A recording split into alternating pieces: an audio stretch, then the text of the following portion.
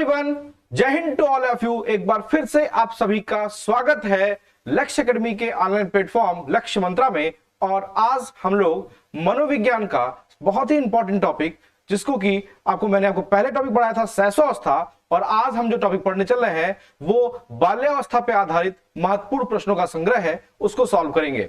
इससे पहले मैं आपको बता देना चाहता हूं कि बाल्यावस्था पे आधारित जितने भी क्वेश्चन हैं, जितने भी टॉपिक हैं, उन टॉपिक के टोटल वीडियोस आपको ऐप पे अवेलेबल मिलेंगे। आप गूगल प्ले स्टोर से जाकर के लक्ष्य एकेडमी टाइप करिए और ऐप को डाउनलोड करिए और वहां से जाकर के चैनल को सब्सक्राइब कर लीजिएगा और साथ ही साथ हमारे यूट्यूब चैनल को भी सब्सक्राइब कर लीजिए। कुछ वीडियोस आपको यहां पे अपडेटेड फॉर्म में मिलते रहेंगे, लेकिन इसका detail knowledge, detail video topic wise आपको कहां मिलेगा? ऐप पे मिलेगा। तो बिल्कुल देर मत करिए, तुरंत ऐप डाउनलोड करिए और वहां जाकर के आप UP TET, super TET, C TET, जो भी चाहते हैं, जिसकी भी तैयारी करना चाहते हैं, आपको सारे मटेरियल वहां पे अवेलेबल मिलेंगे, जिसमें लाइव टेस्ट के साथ पीडीएफ नोट्स, ये जो टॉपिक्स पढ़ाए जा रहे हैं उनके भी डेली के डेली टॉपिक के नोट्स मिलते रहेंगे। तो आपको बहुत ज्यादा फायदा होने वाला है। आज जो हम शुरू करने चल रहे हैं वो बाल्यावस्था पे आधारित महत्वपूर्ण प्रश्नों का संग्रह है। आइए देखते हैं कौन कौन सा क्वेश्चन है। सबसे पहला क्वेश्चन देखते हैं। सबसे पहला क्वेश्चन क्या है, देखिए भाई, और बहुत ही कम समय में हमको इसको सॉल्व करना है और सबके लिए आपको एक टाइम मिलेगा।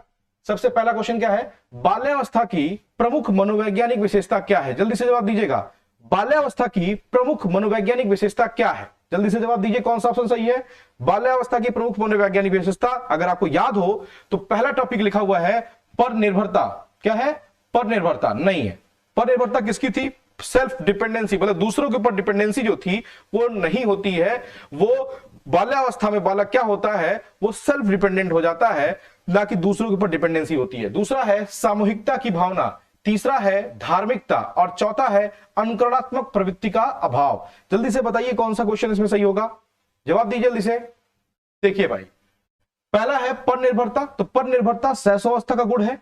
दूसरा है सामूहिकता की भावना, तो सामूहिकता की भावना मैंने आपको बताया था कि जो बाल्यावस्था होता है उसको हम ग्रुप एज कहते हैं, समूह की आयु कहते हैं, टोली की आयु कहते हैं, दल की आयु कहते हैं। अर्थात जो ये वाला आंसर दिया हुआ है कि समूह की भावना कहते हैं, ये सही है। धार्मिकता भी आप देखोगे कि ये किशोरावस्था का गुण है। और अनुकरणात्मक प्रवृत्ति का अभाव आप जानते हैं, क्योंकि बालक पहली बार विद्यालय जाता है तो अनुकरणात्मक प्रवृत्ति उसके अंदर बहुत ज्यादा होती है। तो अनुकरणात्मक प्रवृत्ति की वजह से आप ये नहीं कह सकते कि उसके अंदर अभाव है। तो पहला आंसर क्या होगा?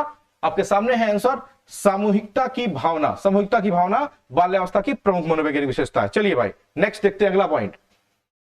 अगला क्वेश्चन है क्या?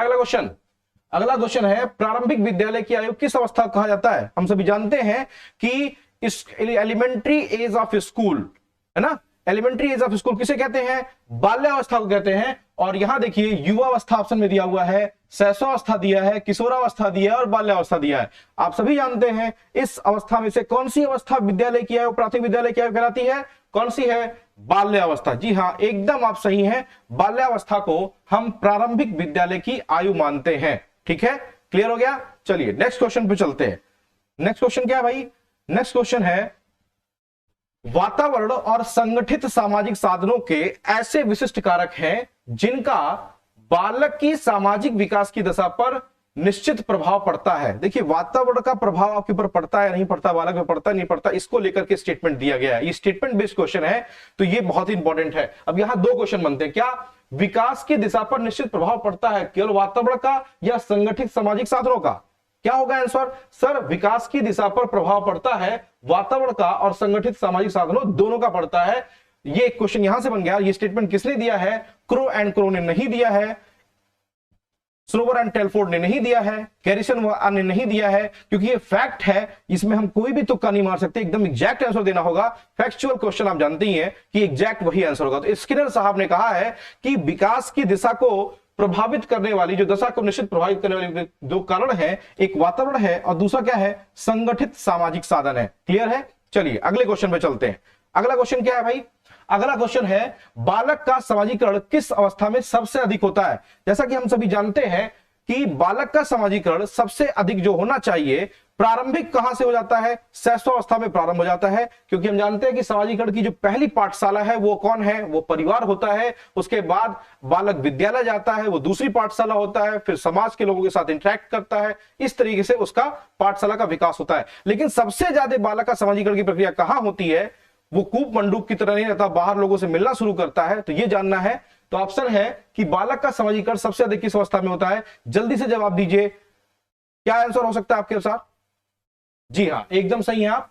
शैशवावस्था नहीं हो सकता, क्योंकि शैशवावस्था में समाजीकरण की प्रक्रिया प्रारंभ होती है, जबकि क्वेश्चन बोला है सबसे अधिक होता है। अगर केवल पूछता समाजीकरण की प्रक्रिया प्रारंभ होती है तो आप कह देते शैशवावस्था, सही है। लेकिन बाल्यावस्था एकदम राइट आंसर है, ठीक है। बाल्यावस्था में सबसे अधिक सामाजिक विकास होता है या समाजीकरण की प्रक्रिया होती है। बाकी किशोरावस्था में तो होती ही है, युवावस्था में होती है, लेकिन सबसे ज्यादा किसमें होती है, बाल्यावस्था में, क्योंकि बालक पहली बार कहां मिलता है, विद्यालय और समाज में वातावरण के साथ लोगों से मिलना जुलना प्रारंभ करता है। चलिए भाई अगला क्वेश्चन देखते हैं। अगला क्वेश्चन क्या है, बाल्यावस्था में शिक्षा का क्या स्वरूप होना चाहिए? बाल्यावस्था में शिक्षा का क्या स्वरूप होना चाहिए, जल्दी से आंसर दीजिए। ऑप्शन है खेल कूद की छूट बिल्कुल नहीं दी जानी चाहिए, दूसरा है पिटाई करने वाले अध्यापक द्वारा शिक्षा दिलाई जानी चाहिए, तीसरा है गुरुकुल प्रणाली द्वारा शिक्षा दी जानी चाहिए, और चौथा है सामूहिक खेलों या रचनात्मक कार्य के माध्यम से शिक्षा दी जानी चाहिए। तो देखिए भाई, मैंने आपको बताया था, क्योंकि इसको खेल की आयु कहते हैं, ठीक है, क्या कहते हैं, खेल की आयु कहते हैं। तो पहला ऑप्शन कह रहा है कि खेलकूद की छूट बिल्कुल नहीं दी जानी चाहिए, तो गलत हो गया ये तो। दूसरा है पिटाई, बताइए आपको पिटाई करने वाला अध्यापक हो तो पढ़ाई कर पाएंगे, कभी नहीं कर पाएंगे, तो ये भी स्टेटमेंट गया काम से। अब ये दो ऑप्शन आपको लगते हैं गुरुकुल प्रणाली द्वारा शिक्षा दी जानी चाहिए, एकदम दी जानी चाहिए। लेकिन अब इन दो अप्रोप्रिएट ऑप्शन में से आपको ये देखना होगा, क्योंकि बालक का सर्वांगीण विकास करना है, तो गुरुकुल प्रणाली में पढ़ाने से सर्वांगीण विकास हो जाएगा, या सामूहिक खेल और रचनात्मक कार्य में लगाने से सर्वांगीण विकास होगा। जल्दी से आंसर बताइए क्या हो सकता है। ऑप्शन दोनों सही हो सकते हैं, लेकिन ज्यादा एप्रोप्रिएट ऑप्शन कौन सा होगा, ये होगा, क्योंकि इसके द्वारा बालक का सर्वांगीण विकास होगा। तो सामूहिक खेलों और रचनात्मक कार्य के माध्यम से शिक्षा देने पर बालक का सर्वांगीण विकास होगा। तो यहां ऑप्शन कौन सही हो जाएगा, ऑप्शन घ सही हो जाएगा, डी ऑप्शन, ठीक है। चलिए नेक्स्ट ऑप्शन चलते हैं। अगला क्वेश्चन है, क्या बाल्यावस्था को जीवन का अनोखा काल किसने कहा है? बहुत ही इंपॉर्टेंट है, जीवन का अनोखा काल बाल्यावस्था को कहते हैं, और ये स्टेटमेंट बेस्ड क्वेश्चन है, सभी लोग जानते हैं, हरलॉक ने कहा है। किसने कहा भाई, बाल्यावस्था को जीवन का अनोखा काल किसने कहा है, हरलॉक साहब ने कहा है। बहुत इंपॉर्टेंट था। चलिए अगले पॉइंट पे चलते हैं, एकदम फैक्ट क्वेश्चन है। नेक्स्ट, शैक्षणिक दृष्टि से बाल्यावस्था की अपेक्षा अन्य कोई अवस्था जीवन में अधिक महत्वपूर्ण नहीं होती। मैंने बताया था, बालक का यह निर्माणकारी काल होता है, अगर बालक को सही दिशा मिल गई तो जीवन बन जाएगा, और अगर सही दिशा नहीं मिली तो जीवन बर्बाद हो जाएगा। तो बालक के शैक्षिक दृष्टि से सबसे महत्वपूर्ण काल अगर माना जाए तो बाल्यावस्था को मानते हैं। और ये स्टेटमेंट किसने दिया है, ये आपको याद हो तो मैंने वीडियो लेक्चर में पढ़ाया था आपको कि बाल्यावस्था को शिक्षा के स्वरूप में, कि बालक का जो शिक्षा का स्वरूप होना चाहिए बाल्यावस्था में, उसमें क्योंकि ये बालक के लिए बहुत इंपॉर्टेंट है, तो 3 साइंटिस्ट थे, प्रोफेसर ब्लेयर, सिम्पसन और जॉनसन। तो ये 3 मनोवैज्ञानिकों ने मिलकर स्टेटमेंट दिया था ये। तो हॉलिंगवर्थ, हरलॉक नहीं है, हॉलिंगवर्थ नहीं है, रॉस नहीं है, कौन है, प्रोफेसर ब्लेयर साहब है। कौन है भाई, प्रोफेसर ब्लेयर। बहुत इंपॉर्टेंट स्टेटमेंट है, मार्क कर लीजिएगा, आता है पेपर में। और एक चीज देखिए, हॉलिंगवर्थ ने बाल्यावस्था को मोरॉन हर्डल कहा है, बहुत इंपॉर्टेंट है, नोट कर लीजिए, मोरॉन हर्डल कहा है। क्या कहा है, मोरॉन हर्डल की आयु कहा है। ये क्वेश्चन आता है तो ध्यान से नोट कर लीजिए, बाल्यावस्था को मोरॉन हर्डल कहते हैं। क्या बोलते हैं, मोरॉन हर्डल की आयु कहते हैं, ठीक है। आपसे आज का क्वेश्चन यही मेरे लिए आपसे है कि कमेंट बॉक्स में लिखिए कि मोरॉन हर्डल का मतलब क्या होता है। अगले वीडियो लेक्चर में आपको जरूर बताऊंगा कि मोरॉन हर्डल का मतलब क्या होता है। आज का आपका यही क्वेश्चन है, आप इसको खोज के मुझे बताएंगे कि मोरॉन हर्डल किसने कहा है, बाल्यावस्था कहा है, किसने कहा है, हॉलिंगवर्थ ने कहा है, लेकिन मोरॉन हर्डल का मतलब क्या होता है ये मुझे आप बताएंगे। कमेंट बॉक्स में मैं आपके मैसेज का इंतजार कर रहा हूं, अगले वीडियो लेक्चर में इसका पूरा आंसर आपको बताऊंगा, ठीक है। चलिए चलते हैं अगले क्वेश्चन पे। अगला क्वेश्चन है, 10 या 12 वर्ष का बालक स्वाभाविक तौर पर बहिर्मुखी व्यक्तित्व वाला होता है। देखिए मैंने आपको बताया था, व्यक्तित्व मुख्यतः 3 प्रकार के होते हैं, युंग साहब ने बताए हैं। एक इंट्रोवर्ट मतलब अंतर्मुखी, एक एक्सट्रोवर्ट मतलब बहिर्मुखी, एक इंट्रो एक्सट्रोवर्ट, इसको एम्फीवर्ट भी कहते हैं, मतलब कि उभयमुखी। जब बालक शैशवावस्था में होता है तो अंतर्मुखी होता है, जब वो बाल्यावस्था में होता है तो बहिर्मुखी हो जाता है, समाज के साथ इंटरेक्ट करना करना शुरू करता है तो किस अवस्था में बहिर्मुखी व्यक्तित्व का वाला हो जाता है बालक? ये स्टेटमेंट किसने कहा है, हमको ये जानना है। 10 या 12 वर्ष का बालक स्वाभाविक तौर पर बहिर्मुखी व्यक्तित्व वाला हो जाता है, ये स्टेटमेंट कहा है रॉस साहब ने। किसने कहा है? रॉस साहब ने। सही स्टेटमेंट ये है। चलिए भाई नेक्स्ट पॉइंट पे चलते हैं। अगला पॉइंट क्या है?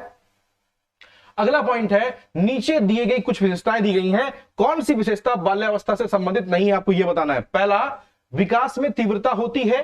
दूसरा, जीवन की वास्तविकता के प्रति झुकाव होता है। संचय की प्रवृत्ति का विकास होता है।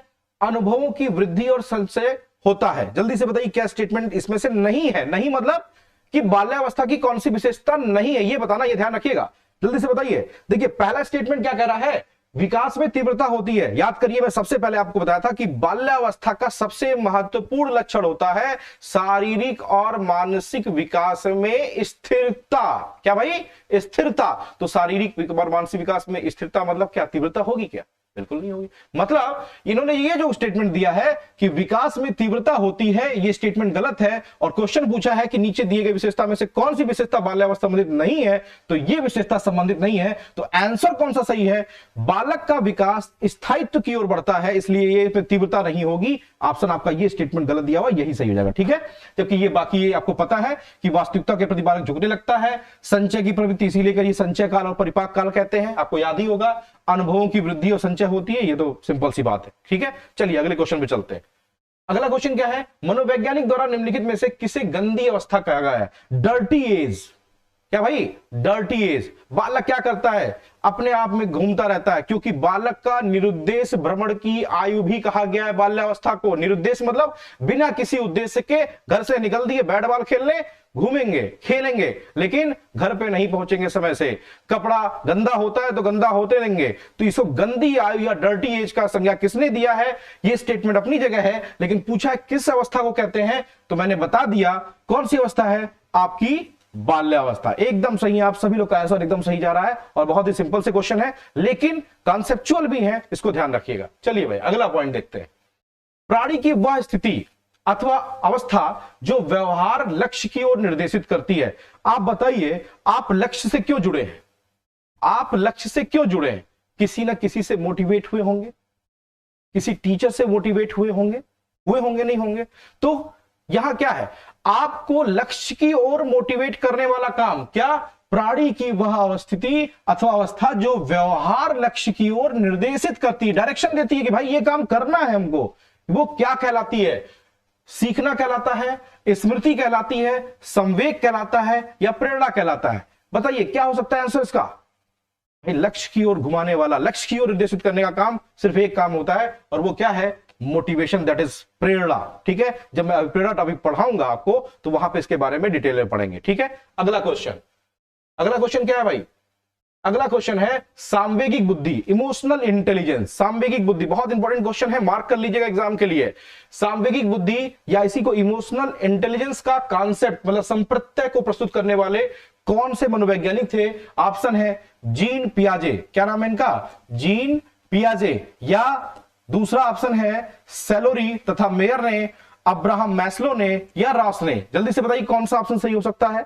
देखिए जीन पियाजे सभी पता है, संज्ञानात्मक विकास का सिद्धांत दिया था इन्होंने, बच्चों को नन्हा वैज्ञानिक माना है, इन्होंने विकास की 4 अवस्थाएं बताई हैं बालक के संज्ञानात्मक विकास की।